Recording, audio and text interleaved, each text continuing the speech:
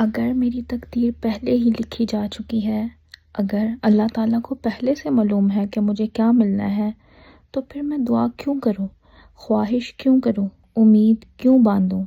جی، یہ وہی سوالات ہیں جو اکثر ہمارے دماغ میں آتے ہیں اور ہماری سوچ کو بدلتے ہیں اور ہمیں مجبور کرتے ہیں یہ سوچنے پر کہ اگر میری تقدیر پہلے ہی لکھی جا چکی ہے تو میں کیوں دعا کروں، کیوں خواہش کروں، کیوں امید باندھوں۔ السلام علیکم ورحمۃ اللہ وبرکاتہ۔ آج ایک بہت خوبصورت سوال سے بات شروع کرتے ہیں کہ اکثر ہمارے دماغ میں یہ بات آتی ہے، چاہے ہم جس سٹیج پر بھی ہوں، جس عمر میں بھی ہوں، آپ کے ساتھ بھی ایکسپیرینس رہا ہوگا، ہمارے ذہن میں یہ اکثر بات آتی ہے کہ اگر میری تقدیر پہلے ہی لکھی جا چکی ہے، اگر اللہ تعالیٰ کو پہلے سے معلوم ہے کہ مجھے کیا ملنا ہے، تو پھر میں دعا کیوں کروں، خواہش کیوں کروں اور امید کیوں باندھوں؟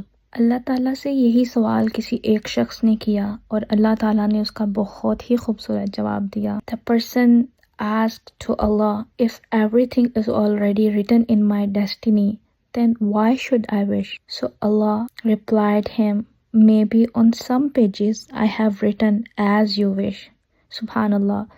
ذرا غور کیجئے، ہم اکثر سمجھتے ہیں کہ تقدیر کا مطلب یہ ہے کہ اب کچھ بدل نہیں سکتا، لیکن اسلام ہمیں سکھاتا ہے کہ دعا بھی تقدیر کا حصہ ہے۔ اللہ تعالیٰ نے صرف نتیجہ نہیں لکھا بلکہ یہ بھی لکھا ہے کہ بندہ کب دعا کرے گا، کتنی عاجزی سے مانگے گا اور اس دعا کے نتیجے میں اسے کیا عطا کیا جائے گا۔ سبحان اللہ۔ یہاں پہ ایک سوال یہ آتا ہے، کیا دعا واقعی کچھ بدل سکتی ہے؟ جی ہاں، بالکل۔ اللہ تعالیٰ قرآن پاک میں ارشاد فرماتے ہیں، سورۃ غافر آیت نمبر 40، وَقَالَ رَبُّكُمُ ادْعُونِي أَسْتَجِبْ لَكُمْ، اور تمہارے رب نے فرمایا مجھ سے دعا کرو میں تمہاری دعا قبول کروں گا۔ یہ آیت ہمیں بتاتی ہے کہ اللہ تعالیٰ خود بندوں کو دعا کرنے کا حکم دے رہے ہیں، حالانکہ وہ سب کچھ جانتے ہیں۔ اس سے معلوم ہوتا ہے کہ دعا اللہ کے مقرر کردہ نظام کا حصہ ہے۔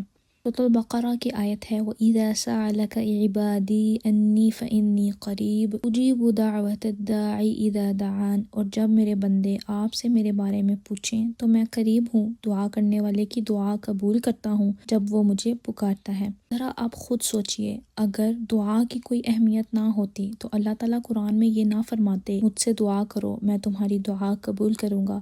اس کا مطلب ہے کہ ہماری دعائیں بھی اللہ کے لکھے ہوئے نظام کا حصہ ہیں۔ بے شک نبی اکرم صلی اللہ علیہ وآلہ وسلم نے فرمایا، دعا تقدیر کو ٹال دیتی ہے، یعنی بعض فیصلے ایسے ہوتے ہیں جنہیں اللہ تعالیٰ بندے کی دعا کے ساتھ مشروط فرما دیتا ہے۔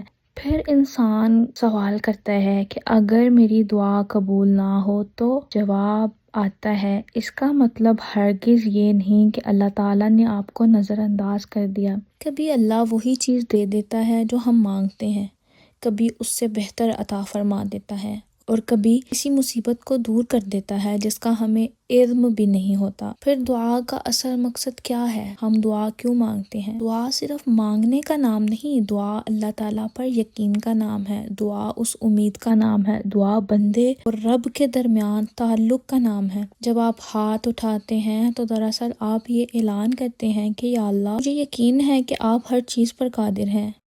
یاد رکھیے، شاید آپ کی تقدیر کے کسی صفحے پر لکھا ہو یہ نعمت اسے تب ملے گی جب یہ دعا کرے گا، شاید کسی اور صفحے پہ لکھا ہو یہ مشکل اس وقت دور ہوگی جب یہ مجھ سے مانگے گا، اور شاید کہیں یہ لکھا ہو ایز یو وش۔ اس لیے دعا کرنا کبھی مت چھوڑیں، کیونکہ آپ کو نہیں معلوم کہ آپ کی تقدیر کے کس صفحے پر آپ کی ایک سچی دعا، آپ کا ایک آنسو اور ایک یا اللہ کا انتظار ہو رہا ہے۔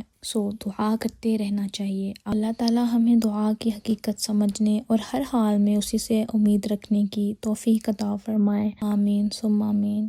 آپ بھی اپنی دعاؤں میں مجھے یاد رکھیے گا۔ جزاکم اللہ خیراً۔ اس ویڈیو کو صدقہ جاریہ کے طور پہ شیئر کیجیے۔ السلام علیکم ورحمۃ اللہ وبرکاتہ۔